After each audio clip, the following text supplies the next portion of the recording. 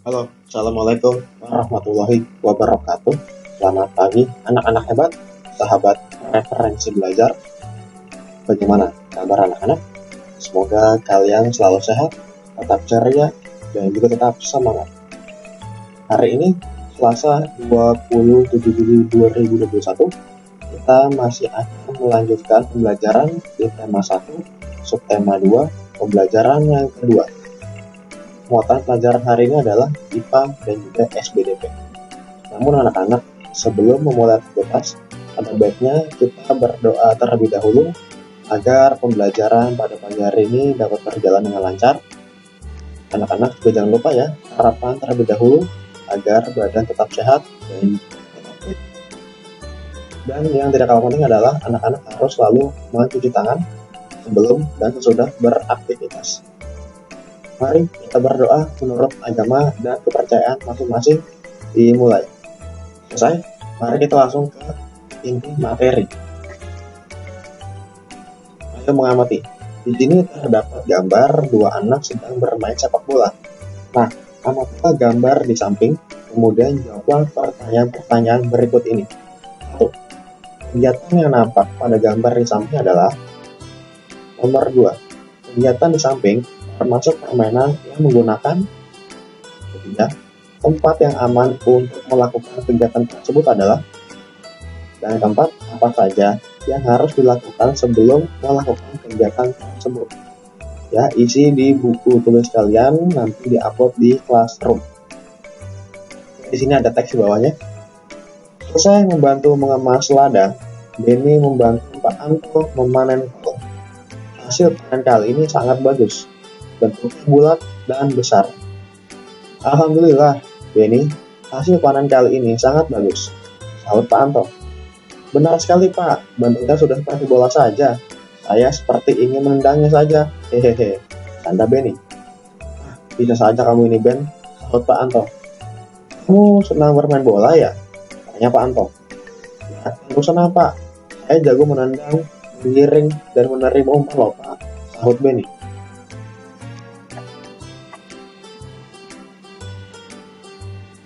Permainan bola memerlukan banyak gerakan, seperti berjalan, berlari, menendang, dan melempar. Hampir semua bagian tubuh aktif. Tentunya hal ini mengharuskan semua organ gerak dalam tubuh, baik itu otot ataupun tulang, bekerja dengan baik. Coba kamu amati aktivitasmu sehari-hari. Saat kita berjalan, mengapa kaki kita bisa bergerak? Mengapa juga tangan kita bisa berayun, memegang, dan menggenggam? Kaki dan tangan kita bisa bergerak karena pada kaki dan tangan kita terdapat tulang dan otot. Tulang dan otot inilah yang bisa menggerakkan tangan dan kaki kita. Tangan dan otot merupakan alat gerak. Organ gerak pada hewan dan manusia memiliki kesamaan. Alat-alat gerak yang digunakan pada manusia dan hewan ada dua macam, yaitu alat gerak pasif berupa tulang dan alat gerak berupa otot. Kedua alat gerak ini akan bekerja sama dalam melakukan pergerakan sehingga membentuk suatu sistem yang disebut sistem gerak. Nah, anak-anak di sini anak-anak dapat melihat rangka tubuh manusia ya, mulai dari kepala hingga ujung kaki. Ada yang disebut dengan tengkorak, kemudian rahang bawah, kemudian tulang leher, tulang selangka, tulang belikat, tulang dada, tulang belakang, tulang panggul, tulang pengumpil, tulang hasta, tulang telapak, tulang jari tangan, tulang paha, tulang kering, tulang tempurung lutut, tulang betis, dan tulang pergelangan kaki.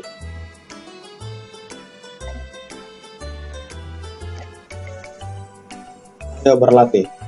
Tubuh manusia, khususnya tangan dan kaki, terdiri atas beberapa tulang. Nah, perhatikan gambar rangka tangan dan kaki berikut ini. Coba kenali dan tunjukkan nama tulang-tulang tersebut melalui gambar berikut. Pasangkan antara gambar dan keterangan menggunakan garis. Baik anak-anak, sekarang kita akan mencocokkan antara gambar dengan keterangan menggunakan garis. Pertama, tulang lengan atas yang mana ya? Ya, betul yang itu. Kemudian tulang hasta. Oke, tulang pengumpil. kemudian tulang pergelangan tangan, dan yang kelima tulang telapak tangan. Baik, sekarang tulang pada kaki manusia. Sama ya, kita mencocokkan atau memasangkan antara gambar dengan keterangan menggunakan garis. Ada tulang paha yang mana ya? Iya, betul. Kemudian tulang kering, tulang betis, tulang tempurung lutut. Ini di dengkul ya posisinya. Kemudian tulang pergelangan kaki, tulang telapak kaki, tulang jari kaki. Baik, nanti anak-anak dihafalkan ya posisi-posisinya dan juga nama-nama tulang-tulangnya. Ayo berdiskusi. Anak-anak telah mengetahui organ gerak manusia, terutama tulang.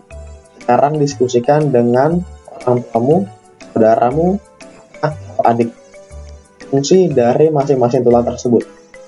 Untuk memudahkan pekerjaanmu, kamu bisa mencari buku referensi perpustakaan sekolah. Namun karena pandemi saat ini, anak-anak dapat mencarinya di internet saja atau buku-buku bacaan yang lain. Ya, anak-anak boleh berdiskusi dengan siapapun, tapi tidak dengan minta jawabannya. Hanya berdiskusi saja. Sekarang kerjakan tabel berikut ini ya.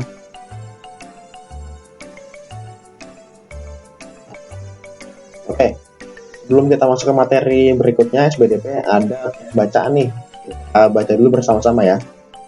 Judulnya adalah penyandang cacat yang sukses. Sidik lahir dengan kondisi yang memprihatinkan. Dia memiliki kedua kaki mulai dari pangkal paha. Boleh dibilang tubuhnya hanya separuh. Sebelum menggunakan kursi roda, dia mengayunkan dua tangan guna menyeret tubuhnya untuk berjalan. Meski tubuhnya tak sempurna, sejak kecil Sidik tidak pernah mau merepotkan orang lain. Ia selalu berusaha melakukan semua aktivitasnya sendiri. Dia juga tidak mau dipapa atau digendong. Saya tidak mau dikasihani orang.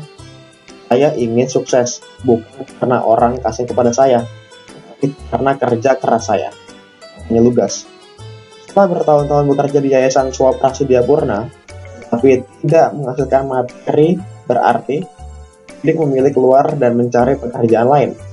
Dengan bekal ijazah diplomanya, dia diterima di sebuah perusahaan kontraktor sebagai staf personalia. Tetapi, belum lama dia bekerja, krisis moneter tahun 1998 menghantam dan perusahaannya terpuruk. Maka dimulailah periode Sidik menjadi pengangguran. Tapi, dia tak mau lama-lama menganggur. Sidik mulai mengikuti berbagai kursus keterampilan yang diadakan oleh Pemda DKI bagi penyandang cacat. Salah satu kursus yang memikat perhatian Sidik ialah kursus membuat kerupuk dari singkong. Modalnya ketika itu sumbangan dari Pemda DKI sebesar 1 juta rupiah. Bersama istrinya, Sidik kemudian memulai usaha membuat kerupuk dari singkong. Dulu, belum ada merek. Plastik pembungkusnya masih polos. Pada awal produksi, dia memproduksi sekitar 100 bungkus kerupuk berukuran 2 ons dari bahan baku singkong sebanyak 10 kg. Namanya juga pertama. Kerupuk dagangan saya baru habis setelah sebulan lebih katanya mengenang. Namun kini dari hanya mengolah 10 kg singkong, Sidik mengolah sedikitnya 50 hingga 100 kg singkong setiap bulannya. Dia juga sudah memiliki merek lengkap dengan cap di pembungkus produknya. Saya beri nama merek gurame. Ini sama sekali tidak ada hubungannya dengan ikan gurame. Tapi gurame adalah singkatan dari gurih, renyah, enak. Katanya sambil tersenyum.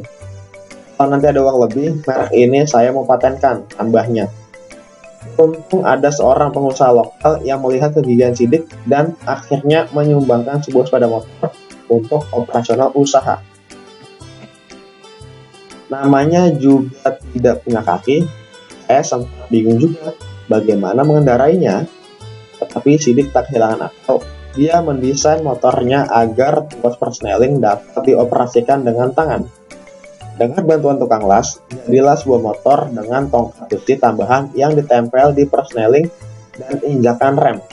Tidak lupa juga, dia menempelkan gerobak di sampingnya untuk mengangkut muatan. Motor itu benar-benar membantu mobilitas dan produktivitas usaha saya, ujar Sidik. Saat ini Sidik terus mengembangkan pemasaran produknya. Setiap hari, dia masih berkeliling ke koperasi atau warung di seluruh pelosok ibu kota. Bahkan saat kabarnya mewawancarainya, 2 kali telepon selulernya berbunyi dari orang yang meminta agar pasukan kerbau campur ramen segera dikirim. Ini dari hasil usahanya, Sidik mengantongi keuntungan berkisar 1-2 juta rupiah per bulan. Meski jumlahnya kecil, apa yang diperbuat Sidik termasuk luar biasa. Dengan pendanaan terbatas, dia menjadi entrepreneur sejati. Meminjam rumusnya Pak Ciputra, pengusaha dan dosen mata kuliah entrepreneurship, bahwa Indonesia membutuhkan sedikitnya 20% penduduknya menjadi entrepreneur. Barulah menjadi negara makmur. Maka Sidik telah memulainya bertahun-tahun lalu. Jelaslah Indonesia membutuhkan orang-orang gigih seperti Sidik. Nah, ayo berkreasi. Asik sekali ya aktivitas membaca itu, apalagi jika membaca sebuah buku secara menyeluruh. Saat membaca buku, sebenarnya isi dari sebuah buku sudah dapat kita terka atau prediksikan sebelumnya dengan melihat sampul atau cover buku tersebut. Karena memang sampul per buku merupakan bagian buku yang berupa gambar ilustrasi yang bisa mewakili isi buku. Cover atau sampul buku merupakan cerminan dari keseluruhan isi buku. Cover atau sampul merupakan bagian terluar dari buku yang terdiri atas 2 sisi, yakni depan dan belakang. Kedua sisi ini saling mendukung dan melengkapi serta menguatkan isi dari buku. Cover yang baik adalah yang bisa mempengaruhi dan menarik minat orang untuk membaca isi buku secara keseluruhan. Untuk itu, maka sebuah cover harus memenuhi unsur-unsur sebagai berikut. Pertama, dapat judul dengan pemilihan jenis huruf yang menarik dan mencolok. Kedua, terdapat kalimat penjelas, judul yang singkat dan mudah dipahami. Terdapat nama penulis. Keempat, terdapat identitas penerbit. Yang kelima, menyertakan gambar yang menarik. Keenam, terdapat sinopsis isi buku pada sisi belakang. Dan yang ketujuh, terdapat identitas buku pada punggung buku. Nah, sekarang coba kamu perhatikan contoh cover berikut ini. Sekarang giliran anak-anak untuk membuat gambar pada cover sampul buku.